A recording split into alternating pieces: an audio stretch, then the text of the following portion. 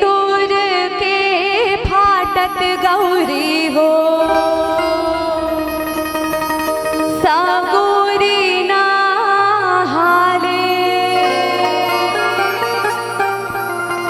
सिंदूर के फाटक गौरी हो सागोरी ना हाले आज करा रात ले गौरी हो खेली कूदी लैबे आज करा रात ले गौरी हो खेली कूदी लैबे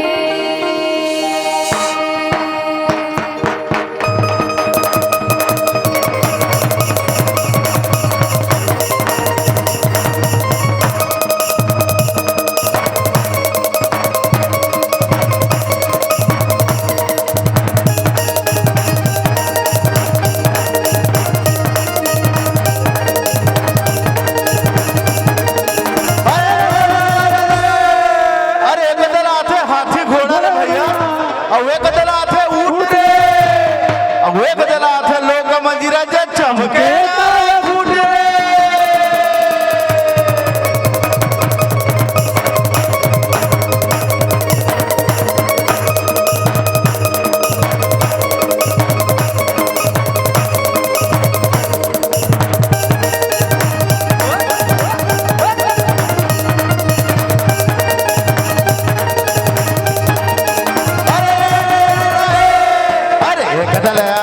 हाथी और घोड़ा एक दलया थे भैया एक दलया थे एक दलया थे लोग मंजीरा से सबके चारो भैया सबके चारो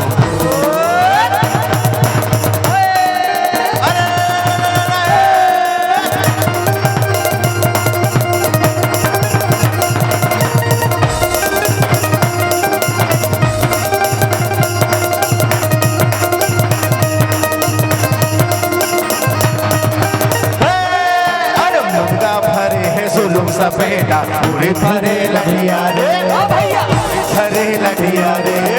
हंस के बाजा बजाने बजनिया झूमर जही गोटिया रे झूमर जही गोटिया रे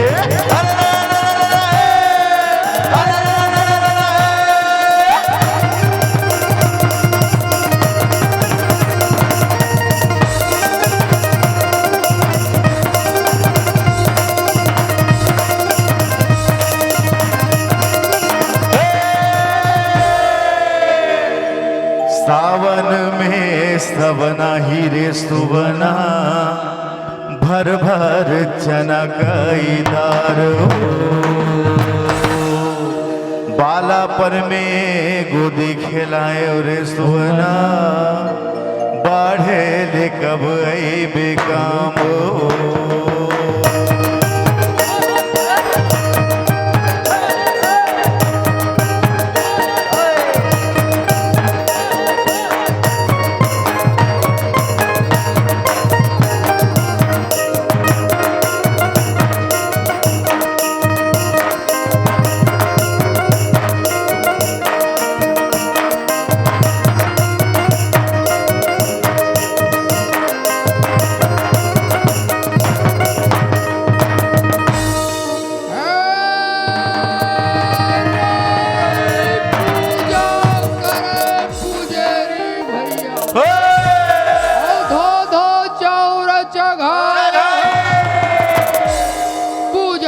हमार गजानन स्वामी के 64 भोग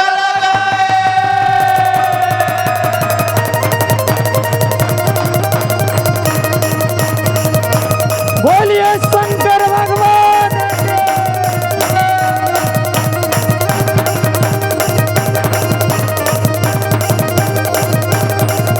बोलिए सरदार महाराज की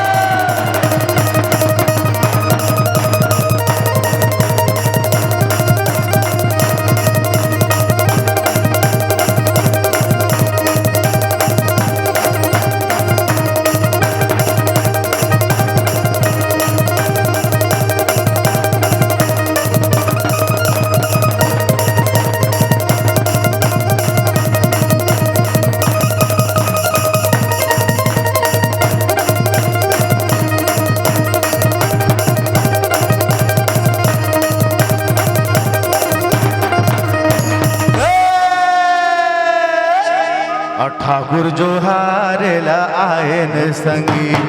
और पान सुपारी के कोरा रंगे महल माँ बैठो ना मालिक राम राम के बेरा।